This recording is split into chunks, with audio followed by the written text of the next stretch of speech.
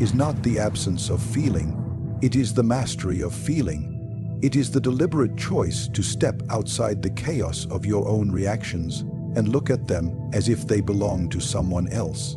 Most people drown in their emotions because they believe that every surge of anger, fear, insecurity, hope, or excitement must be honored. They mistake emotional impulses for personal truth. Emotional detachment is the rejection of that weakness. It is the understanding that emotions are nothing more than internal weather, storms that pass, clouds that drift, flashes of lightning that look powerful but hold no real authority over you unless you submit to them. To become strategically powerful, you must first become emotionally invisible, not to others, though that becomes an advantage, but to yourself. When you detach, you create a gap between stimulus and response. In that gap lies your control. It is the narrow, sacred space where a person transforms from reactive to calculating. Emotional detachment is the discipline of stepping into that space every time your instincts push you toward a response. It is refusing to act simply because you feel. It is allowing emotion to rise and fall while your strategy remains unmoved. Most people cannot do this because they are addicted to emotional validation. They want to feel heard, feel understood, feel comforted, feel righteous, feel victorious. Their lives are built not around outcomes, but around feelings. They react because reaction gives them an illusion of power. But true power does not come from expression. It comes from restraint. False strength bursts outward. Real strength stays contained, measured, and ready to be used only when it benefits you. Emotional detachment is also the ability to see the world without the filter of your personal attachments. When you are emotionally entangled, you exaggerate threats, misunderstand opportunities, and misread people. You imagine motives that aren't there, or worse, ignore the motives that are. Detachment strips away these distortions. It allows you to analyze situations with precision. You begin to see people for what they truly are: their patterns, their desires, their weaknesses, their predictable impulses. This clarity becomes one of your most lethal advantages, because while others are blinded by their own emotional storms, you remain calm in the eye of every hurricane.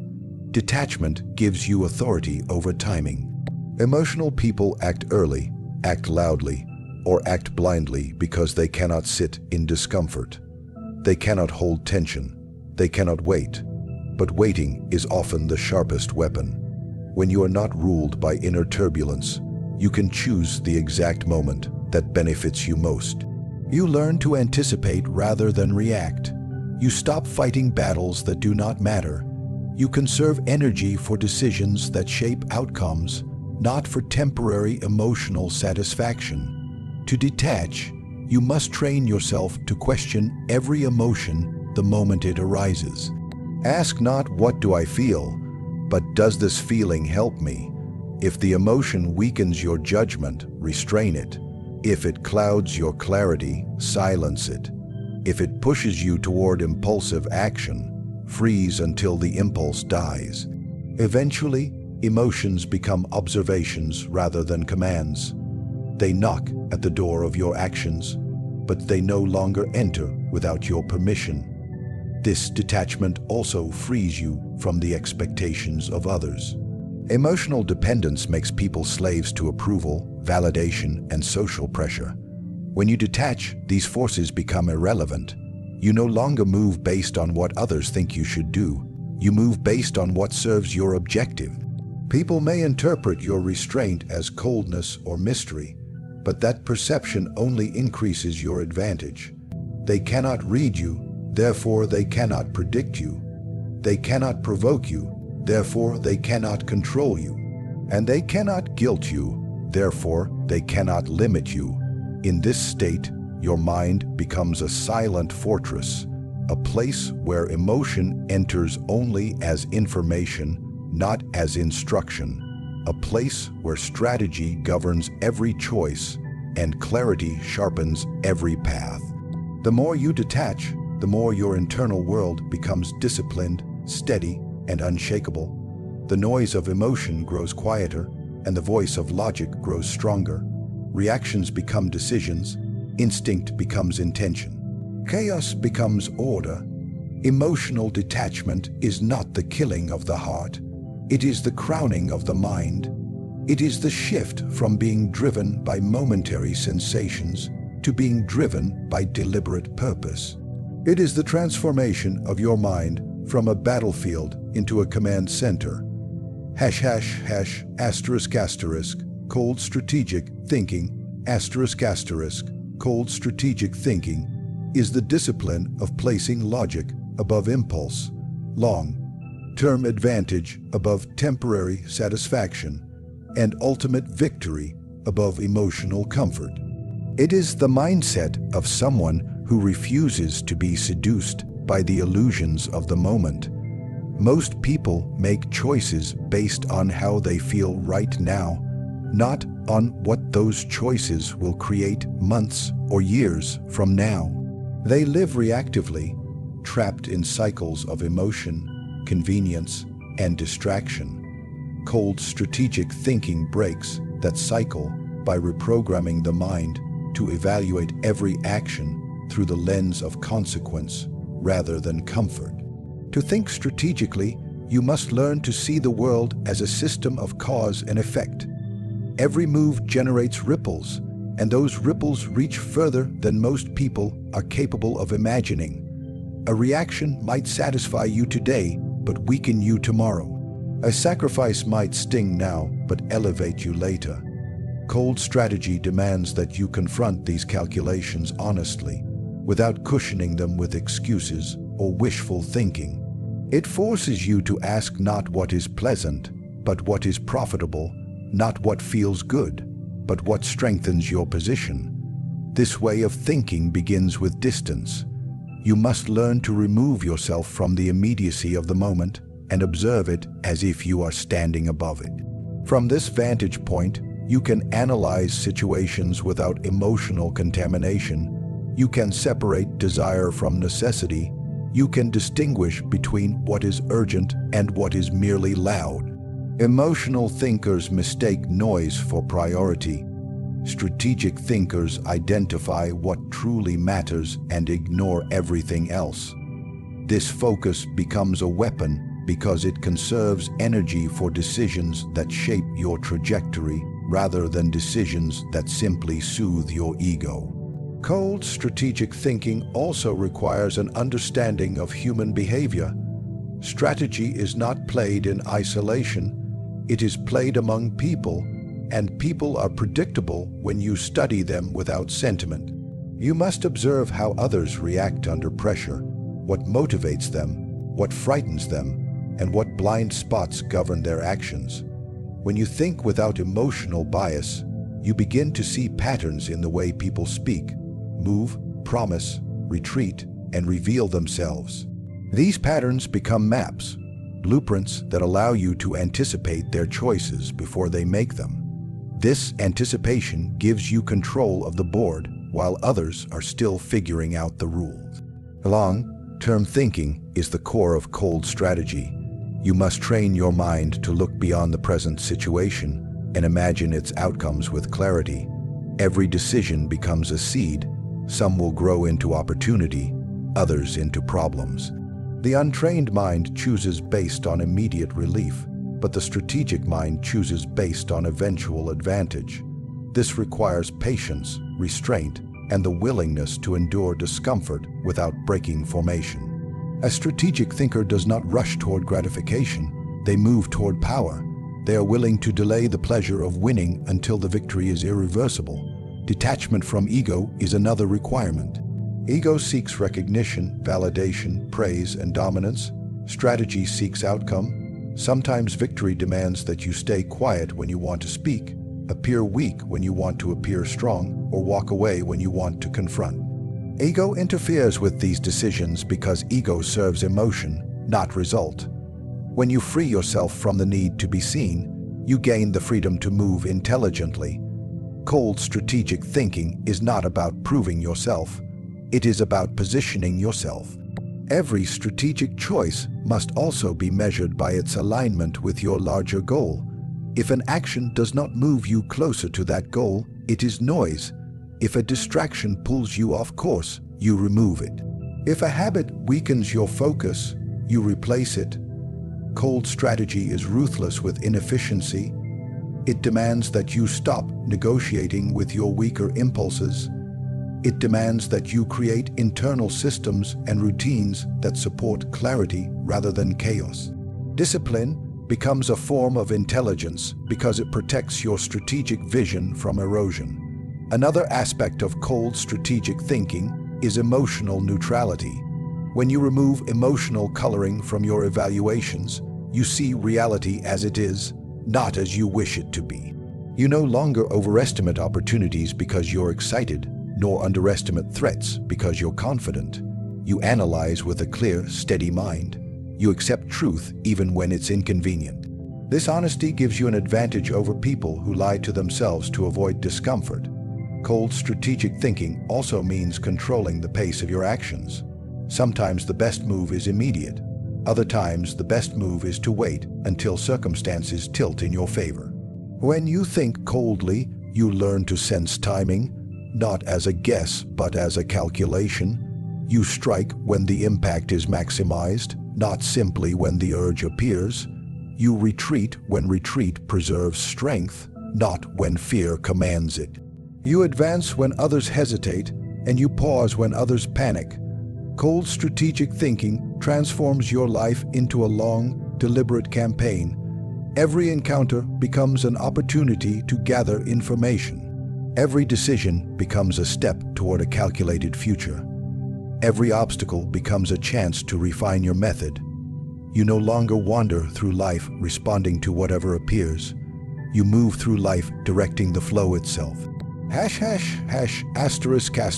Perception control perception control is the understanding that power is not only built through action, but through the image your actions create in the minds of others. Humans do not respond to who you truly are. They respond to who they believe you are. They react to their interpretation, their assumptions, their projected fears and hopes. Perception becomes a silent currency, shaping opportunities, alliances, resistance, and access. When you learn to control perception, you shape the environment itself. You influence the expectations, reactions, and decisions of those around you without ever needing to force anything openly. To control perception, you must first establish a strict boundary between your inner world and your outer expression. Never allow people to see the machinery behind your decisions. The more others can read your motives, the easier it becomes for them to predict your moves. Predictability gives them leverage. Mystery denies them that advantage. When you maintain a calm, composed, unreadable exterior, people are forced to construct explanations for your behavior. Their imaginations do more work than your words ever need to. Your silence becomes their canvas, and they often paint you as someone far stronger, deeper, or more capable than you had to prove. Perception control is not deception. It is disciplined presentation. It is the awareness that every gesture, tone, pause, and choice communicates something.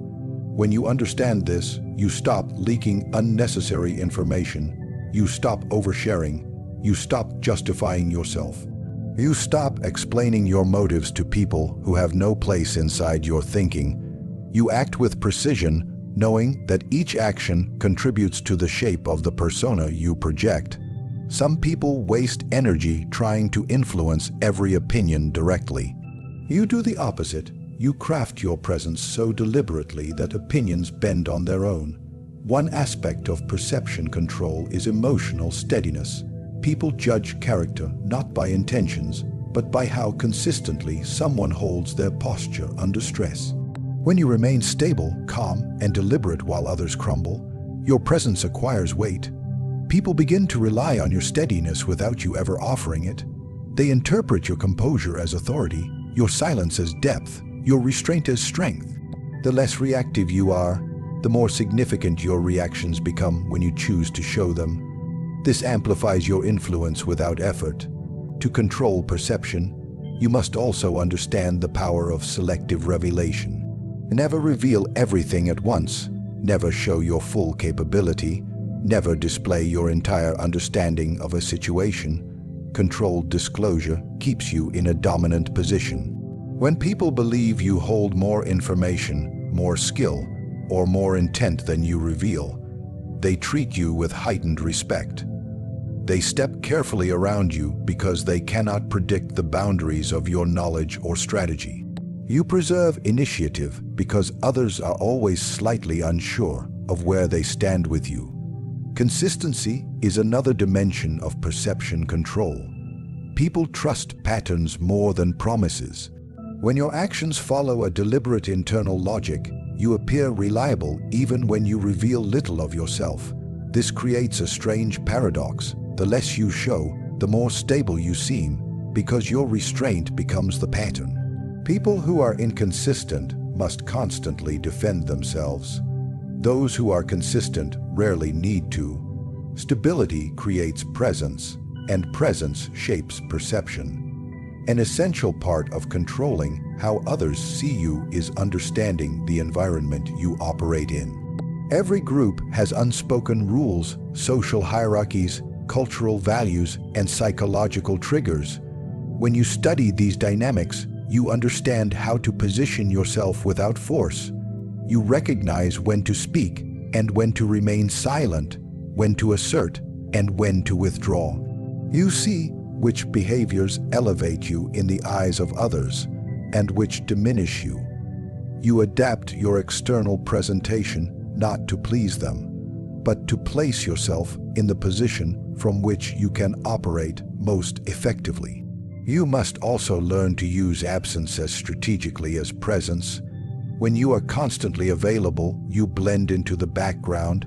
People become numb to your presence, but when you control your availability, your presence becomes an event. Your words weigh more.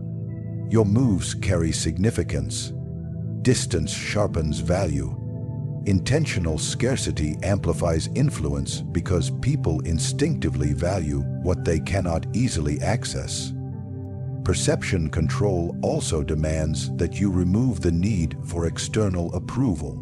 Approval seeking distorts your behavior, makes your actions inconsistent, and erases your mystery. When you no longer crave praise or validation, you project strength effortlessly. People sense when someone stands independently. They sense when someone is not moved by public opinion or emotional pressure. This independence creates a gravitational pull, drawing respect even from those who may not understand you. Every interaction becomes a stage where you choose what to reveal, what to conceal, and what to allow others to assume. You shape impressions through contrast, calm in chaos, confidence in uncertainty, precision in confusion. People naturally attribute competence to those who remain composed when others are not. You no longer need to advertise your value. Your behavior communicates it without a single word. Perception control is the art of influencing reality without aggressively forcing it. It is a long-term discipline, a consistent craft, a deliberate shaping of your outward expression so that it always aligns with your objectives rather than your emotions. Power is not granted to those who merely desire it. It is taken by those who reshape themselves into instruments of clarity, discipline, and intention. When you detach from emotion, you rise above the noise that traps ordinary minds. When you think with cold strategy, you stop living by impulses and begin directing your life with precision. When you command perception, you shape the world's response to you without raising your voice or revealing your hand. These principles work together, sharpening your mind, hardening your resolve, and transforming you into someone who moves through life with deliberate force rather than fragile hope. The person who masters these three pillars is no longer reactive, no longer predictable, no longer ruled by the chaos inside or the distractions outside. They become a quiet architect of their own ascent, unmoved, unbroken, and unmistakably in command.